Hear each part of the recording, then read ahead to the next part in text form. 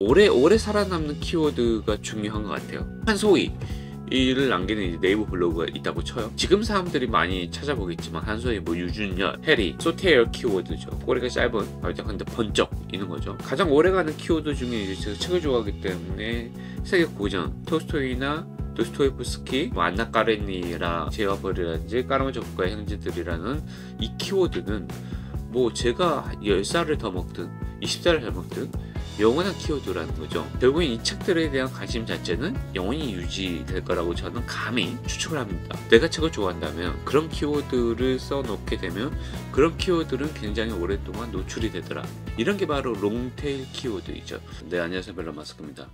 오늘은 티스토리 블로그를 어떻게 하면 오래 지속할 수 있을까? 티스토리가 어떤 키워드 써야 될 때 저한테 묻는다면 저는 대다수 사람들은 본캐가 있고 부캐로 이제 티스토리나 이제 유튜브를 키워보려고 하시는 분 같은데, 이제 부캐로 이제 여러분들이 티스토리를 키우겠다라고 하시는 분들이 어쩔 수 없이 최소 노력을 할 수밖에 없고, 아니면 퇴근하고 자기 전까지 한 3, 4시간은 블로그만 쓸 수도 있고, 이건 선택을 해야 되는데, 몇 년 동안, 한 2, 3년 동안 티스토리 블로그를 해본 결과, 제 개인적으로는 최선 노력이 맞는 것 같아요. 무슨 얘기냐? 진짜 쉬지 않고 2, 3년을 하루 퇴근하고 3, 4시간, 주말 같은 경우에는 5, 6시간 늘 쓰게 된다면은 제 생각에는 올해 한 달에 그래도 한 100만 원 정도는 벌 수 있지 않을까. 근데 3, 4년을 쉬지 않고 하루에 한 3시간, 4시간을 투자했었을 때에 한 달에 100만 원이다. 그럴 바에는 그냥 나가서 아르바이트 하는 게 더 낫지 않을까. 시간 대비 효과적이다 라고 생각하고, 그 다음에 주말에 1, 2포 정도 올리는 범위라 그러면, 그분들은 꾸준히 한다 그러면 제 생각에 한 달에 4, 5만 원 정도. 그러니까 용돈 진짜 벌겠다 라고 하신 분들은, 근데 그런 분들도 초기에는 퇴근하고 하루에 2, 3시간 1일 1포 1포 하려면 한 처음에는 한 2시간 걸리거든요. 근데 조금 익숙해지면은 1시간 정도 걸려요. 1시간에서 1시간 반 정도. 한 달에 식으로 따지면 30만 원이라는 인건비를 투자를 했었을 때 6개월 정도 하면은 한 달에 3, 4만 원. 그게 이제 나중에 되면은, 저는 이제 요새 1일 1포도 안 되고 일주일에 1포가 뭐야? 한 달에 1포? 할까 말까 하는데, 솔직히 말해서 만 원까지 떨어졌어요. 4만 원까지 갔다가 4, 5만 원까지 갔다가 너무 안 하니까.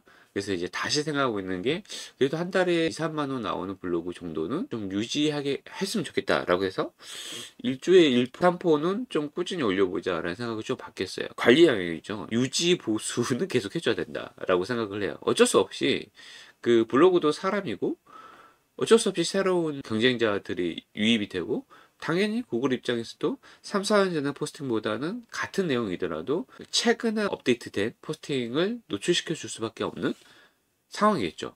그래서 우리가 이제 한 번 더 생각을 해봐야 될 게, 오래 살아남는 키워드가 중요한 것 같아요. 한 소위 이를 남기는 이제 네이버 블로그가 있다고 쳐요. 지금 사람들이 많이 찾아보겠지만 한소희, 뭐 유준열, 해리, 소테어 키워드죠. 꼬리가 짧은, 근데 번쩍 있는 거죠. 가장 오래가는 키워드 중에 이제 제가 책을 좋아하기 때문에 세계 고전, 톨스토이나 도스토옙스키, 뭐 안나 까레니라, 제와벌이라든지 까라마조프가의 형제들이라는 이 키워드는 뭐 제가 10살을 더 먹든 20살을 더 먹든 영원한 키워드라는 거죠. 결국엔 이 책들에 대한 관심 자체는 영원히 유지될 거라고 저는 감히 추측을 합니다. 내가 책을 좋아한다면 그런 키워드를 써놓게 되면 그런 키워드는 굉장히 오랫동안 노출이 되더라. 이런 게 바로 롱테일 키워드이죠.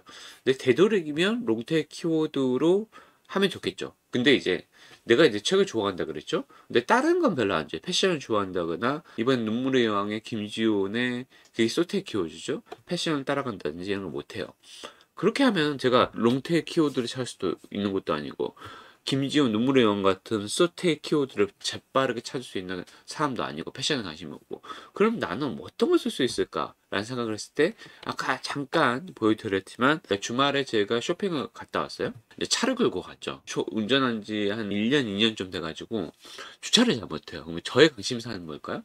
이게 또 일종의 롱테일 키워드일 수 있어요. 이게 무슨 얘기냐? 운전을 못하는 사람들한테 복합몰의 주차장은 관심사거든요. 전 찾아보고 가요. 어떤 복합몰 같은 멀티플렉스 같은 경우에는 엄청 좁고 들어가기 번거로운 데가 있거든요. 잘 들어갈 수 있나? 어디가 덜 붐비지? 잘못 들어갔다가 못 나오는 거 아니야?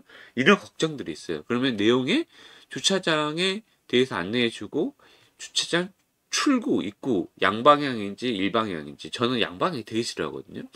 양방향이어도 공간이 되게 넓으면 돼요. 나 같은 초보 운전자들에게 그런 정보들을 보여주는 거예요. 그래서 근데 또 어찌됐든 초보든 아니든 일단 들어갔어. 그러면 1시간에 얼마 주차 요금을 하는지, 그 다음에 여기서 쇼핑을 하게 되면은 몇 시간까지 커버가 되는지, 이런 기본 정보들이 굉장히 궁금하겠죠. 그거를 근데 쓰면 돼요. 이게 무슨 얘기냐? 원래 나의 경험을 바탕으로 별거 아닌 것 같지만 일반적인 키워드를 만드는 거죠. 근데 이미 많이 나와 있긴 해요. 근데 여기서 제가 말씀드리는 것은, 주차 꿀팁 알려드릴게요. 이 사람들은 되게 일반적인 내용들이 써있죠.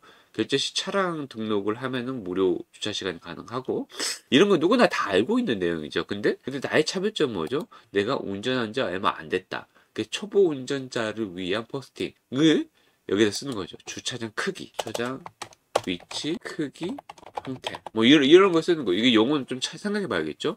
이게 제가 찾은 롱테일 키워드입니다. 여러분들 이제 티스토리 계속 하시려고 하시는 분들은 분명히 이런 문제에 봉착을 하실 거예요. 그래서 제 영상이 조금이라도 도움이 되었으면 좋겠습니다. 저는 여전히 계속해서 3, 4년 뒤에도 여기 티스토 블로그를 유지 보수하는 사람으로 남아있을 것 같아요. 티스토리 하시는 분들 꾸준히 하시고, 또 언젠가는 또 대박을 꿈꾸면서, 그럼 오늘 여기까지 들으시는 점 정말 감사하고 항상 행복하시길 바랍니다. 감사합니다.